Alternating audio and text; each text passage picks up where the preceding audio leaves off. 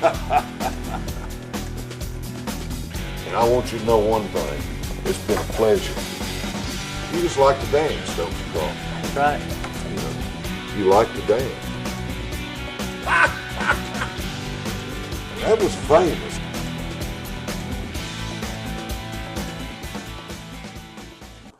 Hello, welcome to 101. I'm your host, Greg Walker. I think we're going to have two great shows. You know, I was talking with DaveLoos the other day. He called just checking on me, and we were chatting, and during that conversation, I said, you know, Coach, I don't think I've had you on since you've retired. And he said, no, I haven't been. So today, since Coach Loos is now retired as the head basketball coach at Austin Peay, we're going to talk about a wide array of subjects. Obviously, basketball will be in the conversation as well. But I want to tell you something. I go all the way back to Austin Peay to, well, influences in my life, Dave Aaron, George Fisher, Tom Wonderly, Lake Kelly, you know, Bill Herndon, and DaveLoos. How about that crew? Well, today we'll visit with the coach.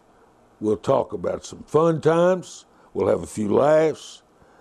Settle back, relax, enjoy a fun, down-to-earth conversation. DaveLoos is in the house. We'll visit with him for a couple of shows. Be back with the coach right after this. It's the 2017 Model Year-End event. Thank you for voting Matthews Nissan Clarksville's favorite new car dealer. You're gonna love our selection. Save big. This new Altima for $16,977 or this new Versa automatic and air for only $10,977. $6,377 off the MSRP on a new Rogue. Unbelievable. You're gonna love our prices. MatthewsNissan.com. You're gonna love our prices. Matthews Nissan.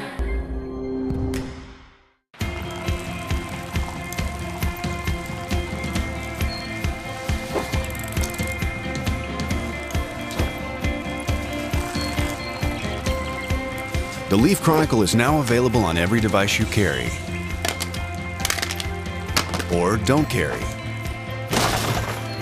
All things Clarksville in all media 24/7. Subscribe now for full access.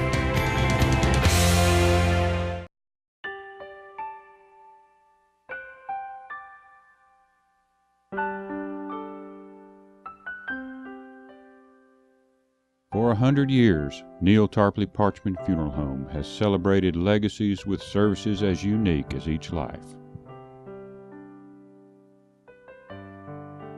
Neil Tarpley Parchman, people who care, a name you can trust.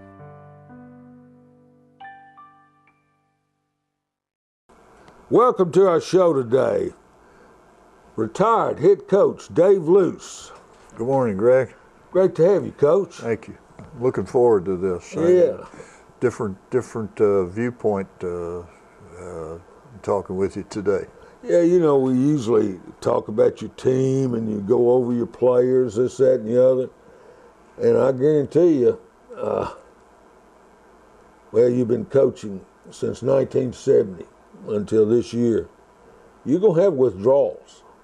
Yeah, I think that's already started, to be honest. I've tried to get my fix with basketball by, going to the academy practices. Matt Wallace is good enough to let me sit in and watch, and so I've followed my grandson, and I've been around to see some guys that I know well. I watch their teams practice, guys that have been in our program one way or another. Right. So I'm trying to get my fix, but this is you're right. I'm missing it, and you can't do something for that long and expect anything different. No, you can't. I mean, you just really can't.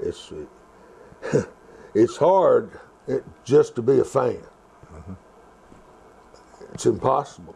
Yeah. I go to a game, I want to call it. Right. Well, you've seen it from a different side for so long, and so I think you mentioned to me that you went through the same thing. I did. I just couldn't even go. If I win, I wanted to put the headset on. I did go last year to the Murray game, first time I'd been. But it's good to have you. How's your health? I'm doing well. I have scans about every 3 months. Yep. Another set coming up in December. but to this point they've been clear. Blood work is back to just about normal, and I feel good. You know, I feel good. I just have a little issue with neuropathy. That You got good color. Let's hope you beat that stuff. Yeah, I hope so. I know I've had a ton of support, and I appreciate that. I'd take a second to thank everybody who I've gotten thoughts and prayers, on their behalf. Support's been terrific. I appreciate it. Boy, getting prayers from people. I don't think there's any more powerful medicine. No, I believe in the power of prayer, and I also believe in Thy will be done. So I don't know where this is all going to. I agree. When the rubber meets the road, I don't know where it's going to be, but I sure couldn't ask for any more support, and I feel good, and I appreciate you asking. I'll tell you another blessing. Your granddaughter Ryan, isn't she doing really good? She's doing great. It's miraculous. Amazing. It's miraculous, and once again, she's had so much support, and Brad and his wife certainly understand that. The Mizzou Nation, the Austin Peay community, and a bunch of support regionally and nationwide that people they didn't even know, had no idea who they were, and have jumped up and really been supportive. I think an example is they had a lady call them that they had no idea who she was, and she had tons of frequent flyer miles, and she gave them those frequent flyer miles to go back and forth to New York. Bless her heart. Yeah, so it's been great. Yeah, that's just amazing. All right, how about Phyllis and the rest of the family? Doing well. Phyllis is full-time chasing those grandkids. We have 9 grandchildren, and so she stays busy with that. And it was interesting, right after my retirement, I guess I was hanging around the house too much, but she told me that she wanted me to know that I had been gone the best part of 50 years with basketball and so forth, and she developed a little routine over that time, and I was kind of now getting in the way. So I escaped to the golf course after that, and kind of stay out of her way. You try to play as much as you can, don't you? I do. Yeah, I got a bunch of guys over there that have welcomed me to the River Club, and I play a lot over there. And with our neighbor Dick Blackston, played a little bit with Bill Herndon, so I'm enjoying that a great deal. I need some strokes, though. I tell you what you need. You need Ted Haley to move back to town. About every other time when we play over there, Greg, Blackston will get Haley on the phone. Really? And it is a laugh a minute, as you can imagine. I can imagine. But you need him because he can't play, Coach. You need his money. That's a good thought. That's a good idea. I may invite him down. Yeah, you need to get him down. Let's go to the beginning. Now, you were born and raised St. Louis? Yes. Mm-hmm. Melville High School. Yes. Melville High School.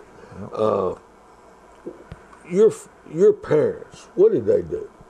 My mother stayed at home with us most of the time while I was in grade school, but after that she worked a lot of retail and she cleaned houses. And my dad drove a delivery truck for coveralls that they used in service stations and so forth for about 30 to 35 years in St. Louis. So if you needed to know how to get somewhere in St. Louis, he knew all the back roads and alleys and streets. But I think every success that we might have had during my career in athletics is directly tied to the work ethic that I got from them. They were hard workers. And how many siblings? I had one brother and one sister. My brother is... So they had 3 of you. They had to work. Right. My brother is still in St. Louis. My sister passed when she was 28 from cancer. So, but they worked hard, and they insisted that we worked hard and that we do it right. And I don't care whether it was mowing the lawn or shoveling the snow from the driveway or shining my shoes. You better do it right at my house, and I think that kind of set the path for me. Yeah, that's great stuff. That's great stuff. Nothing like those old family values, is it? That's right. That's Nothing for like sure. it. Your school years, your high school years, they bring back good memories. They do. They do. And I've had time with retirement to really begin to reflect on all of that, and I was really blessed because my mom and dad were not into sports. I wondered how you. Yeah, my step grandfather, when I was about 6, took me to an old Army base called Jefferson Barracks in right outside of St. Louis, and there was a little league baseball club there, and he put me on his brother's team, and that's where I started as a baseball player. And I think back, I must have not been real good because I played right field, and we called it atom ball then, the youngest age group. And I can remember specifically being instructed that if the ball was hit to me, as soon as I recovered it, which sometimes took a while, I was to throw it to the center fielder. And he would Throw it in. He would throw it in. So thinking back, I don't believe that was a good thing. They didn't think much of your arm, did they? That's correct. So, Yeah. so I threw it to him, and he would throw it in. But that's how I got started. And I played over at Jefferson Barracks right outside of St. Louis for a number of years. Well, you became a really good baseball player. I was okay. I was a guy that I had pretty good hands, and I could field the ball, and I could, believe it or not, with the start that I had a good arm, so I could field and throw. You became an infielder. I did. I was a shortstop, and I had a good baseball career until they started throwing those what they call cutters and sliders. Boy, they breaking mean-looking balls. pitches. Nasty. What about these that ended pitches? my career. Yeah, what about these pitches that they're throwing? I know you watch the playoffs. I mean, they're dumping down at the plate like looks like a fastball, and then it just comes off the table. Falls off the table. They're breaking their backs on them, aren't they? Yeah, I suffered several hernias swinging at balls like that. Now, you're in the amateur Baseball Hall of Fame in St. Louis, right? That's correct, I am. And I think that was a combination of having played there and then had a long coaching experience with American Legion Baseball and had a team that really did well, and that probably what's that. So you did coach American Legion Baseball? I did, yeah. We won a number of state championships. Really? We went to the Legion World Regional Tournament a couple times. Did y'all ever meet a team from Sparrows down in Memphis? We didn't, but I'm familiar with Tony Gagliano and the Bill Sparrows team because I was coaching baseball at Christian Brothers University while he was at the tail end of his career with the Sparrows team. I coached the Legion team during the summer there, and we played against Bill Sparrows and Tony Gagliano. Because Sparrows always kept Clarksville from winning the state. That would be... They were pretty good. They were real They good. actually won a national title one year, and I had a bunch of friends on that team. Yeah, we had one really good team at Sparrows was just too much. Yeah, You know, they really were. Yeah, I remember Hugh Poland, Clarksvillian, the guy from, worked in the Kentucky area, would come down to Memphis, and I got to know him a little bit. Yeah, he scouted for the Giants. He did. Scouted for the Giants. Yeah, he actually told me that he was going to do what he could to see that I was drafted, coming out of college with the Giants. It didn't happen. I certainly wasn't his fault. He probably just didn't have enough to work with. Oh, boy. DaveLoos, the coach, will be back. Segment 2 right after this.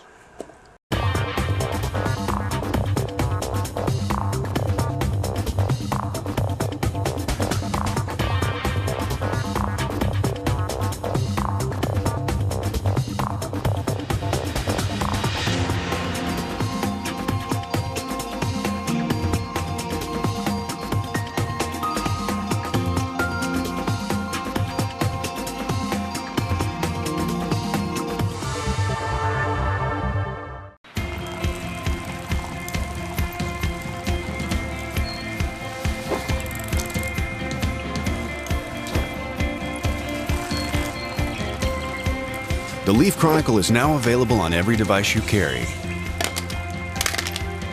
or don't carry. All things Clarksville in all media 24/7. Subscribe now for full access. Segment 2, head coach Dave Loos in the house. If you just tuned in, we're going to do 2 shows, and we may talk some basketball, but we're just talking. We're finding out. Came from St. Louis, Melville High. Was talking about your baseball career.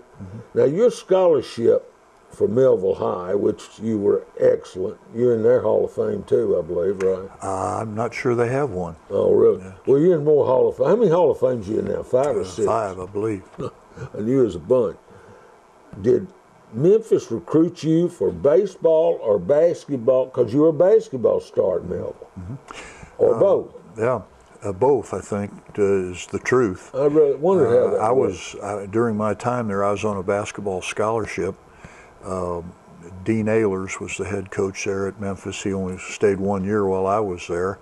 But one of the assistant basketball coaches was the baseball coach also back in those days. You know, you coached a number of sports. Sure. So his name was Al Brown, and I think he had a lot to do with it. The other thing that, a reason that I ended up at Memphis is we had a rival school, Maplewood High School, and they had a big 6'10" center, 6'9", 6'10", named Bill DeHeer. Boy, you didn't hear of that back in those, I mean, back in the 60s we're talking about here. They had a great team. They had Matthew H., who played at Michigan State, Bill DeHeer that I'm talking about. They had 4 Division I players on one team. So Bill DeHeer and I visited Memphis the same weekend, and I honestly think that if the truth be known, that they thought that if they got me, they could get Bill. Well, because in those days, the coach could come out to the jetway with you, and I specifically remember Coach Ehlers grabbing me by the arm as I was going down the jetway. He said, I committed while I was there. And I remember him saying, now make sure you bring that big fella with you. Bill was already on the plane. Well, Bill went to Indiana, ended up being an all Big Ten guy and played professionally for quite a while. So, but I think the truth be known, that's how I ended up at Memphis. He played for Philadelphia. You know, I don't remember that exactly, but he was all Big Ten at Indiana. Had a really good career. Yeah. For, you know, the '66 Pearl Cone team. Well, Pearl, they were Nashville Pearl basketball team. That's the first time they integrated. They went unbeaten. They had Perry Wallace. They had a bunch of those guys. Ted DeHound McClain. They had 5 D1s. Yeah, one of them was a teammate of mine, James Douglas. Was on the Pearl team. Boy, they were good. They were really good. So you go to Memphis. Were you heavily recruited, or does Memphis? I'll tell you where I ended up visiting. I visited Colgate, New York. The reason was we had a guy who played for the St. Louis Hawks at the time who retired while I was in high school, went to Colgate, took a job there, so he knew of me. Right. And so I visited Colgate, I visited Murray State, and I visited Memphis. Those were the 3 that I was considering. You visited Murray State? I did. I visited there. They were playing Western Kentucky that night. Woo! That place was packed. Oh, yeah. This guy running around with a red towel over there. Yeah, I thought it was the darndest thing I had ever seen, to be quite honest. Oh, it was a madhouse. And I visited there before I visited Memphis, and I really came away impressed at Murray. And I think they wanted me for a similar reason. Johnny Reagan was the baseball coach at the time, and he liked me as a shortstop. So I was being recruited to kind of do both there too. But ended up going to Memphis. I had some football interest. I was a quarterback in high school, and I knew that. So you played 3 sports in high school. I did. I actually played. Was a quarterback when I was a freshman. What size school was Melville back? Melville was about 1,800 to 2,000. It was a big school, large class school. Yeah. So, but as I said, I ended up at Memphis. Yeah. That was kind of the story. Now, when you went to Memphis and got to Memphis, did you play both sports? I did. All the way through? I did. That's hard to do. It is. It is. You know, and I was fumbling around in a file drawer that I have at home now, and ran across my transcripts from Memphis. I probably could have been a better student, but I think the time commitment to play both was that was significant. Well, it had to be. And it, you know, do people understand that? I don't really think so. I mean, think about that. I don't think you can unless you're involved. Yeah, I mean, it's time consuming. Yeah, when I first got to school in the fall, I would go to fall baseball practice while basketball was lifting and running on the track and doing some conditioning. And then after a couple of 3 weeks, then I would transfer to basketball, and then when basketball was over, go immediately into baseball. So it was quite a time commitment. Boy, and think how times have changed. You don't hear of any two-sport athletes anymore. Rarely. That's rare. And everybody's they take one sport and they specialize in it. Yeah. I don't know that that's good, Coach. I'm not a big fan of that, even though my own children did that. You know, they gave up baseball, some other things they were doing to concentrate on basketball, and I think some of that was the culture has changed so much. It has. And some of that was pressure from coaches who you got to play summer basketball. Yeah. You have to spend June with it. So the pressure comes from inside and out there. And when did you realize you wanted to coach? You know, I think a long time subconsciously before I ever stopped playing. I had good coaches growing up. I was really fortunate. That helps. Yeah, I played as a child, really. You know, from the time I was 7 to entered high school, I played football, basketball, and baseball.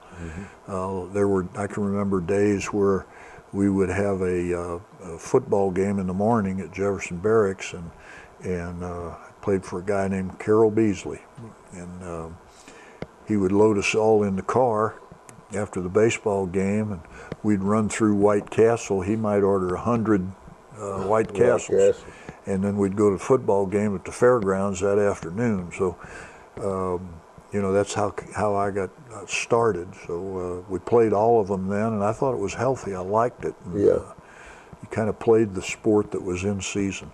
Yeah. I mean, you get a true overall athlete that way. Yeah. To me, I think it, in some ways. Of course, I understand the specialization today. You almost have to keep up with the pace. Exactly. Keep up with others. You don't have much of a choice. Memphis, while you were there, who'd you play for? Moab? Well, when I was a freshman, Dean Ehlers was the coach, but we couldn't play on the varsity in those days. That's right. Spent 1 year as on the freshman team. Right. So then, at the end of my freshman year is when Texas Western won the national championship, beating Kentucky. 66. People may remember that. Yeah. Well, Coach Iba was great an assistant. movie about that. Yeah, Glory Road. Yeah. Coach Iba, Mo Iba, was the assistant coach on that Texas Western team for Don Haskins. Yeah. Well, he got the Memphis job at the end of my freshman year, and so I played for him. And for, his dad 3 was years. Hank Iba. Henry right? Iba, yes. Henry Iba. Right. We all knew him as Mr. Iba. Boy, yeah. Oh, whatever. And I'll never forget, he used to come to practice occasionally on the weekends. He'd come to see his son, and he'd watch us practice. And I remember one day specifically when you were a point guard. I was a point guard, and Mr. Iba walked past me, and Mo said to his dad, "What do you think?" And I remember Mr. Iba putting his hand on his shoulder and said, "Son, don't worry, I've seen sicker horses get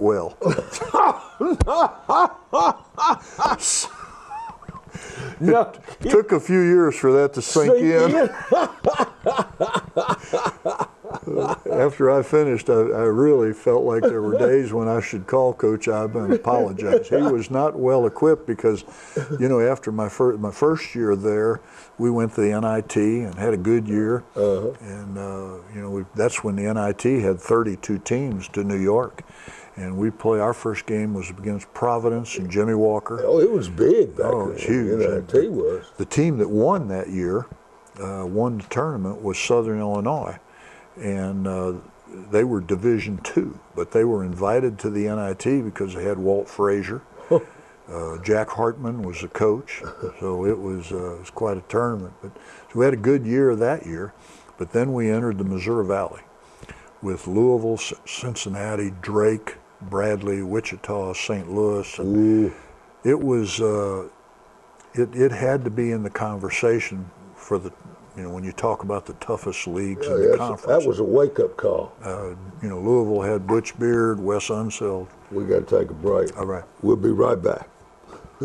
It's the pre-owned fall clearance sale at Matthews Nissan Pre-Owned Superstore, Clarksville's favorite used car dealer. 80 2016, 17 pre-owned Nissans must go below market value. 14 Altima, $14,988. 14 Frontier King Cab, $15,988. 16 Versa, $9,999. Unbelievable. All certified or backed with a 7-year, 100,000-mile limited warranty. MatthewsNissan.com. Come see me, Terry Yarbrough, at Matthews Nissan Pre-Owned Superstore.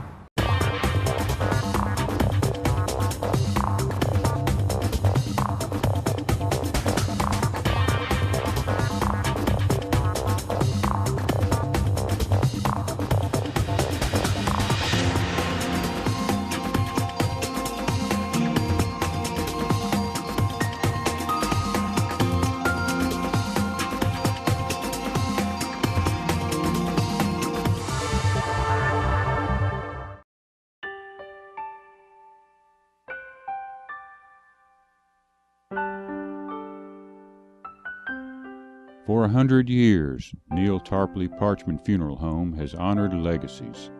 We believe every family deserves a special time of celebrating a life well lived. Neil Tarpley Parchman, people who care, a name you can trust.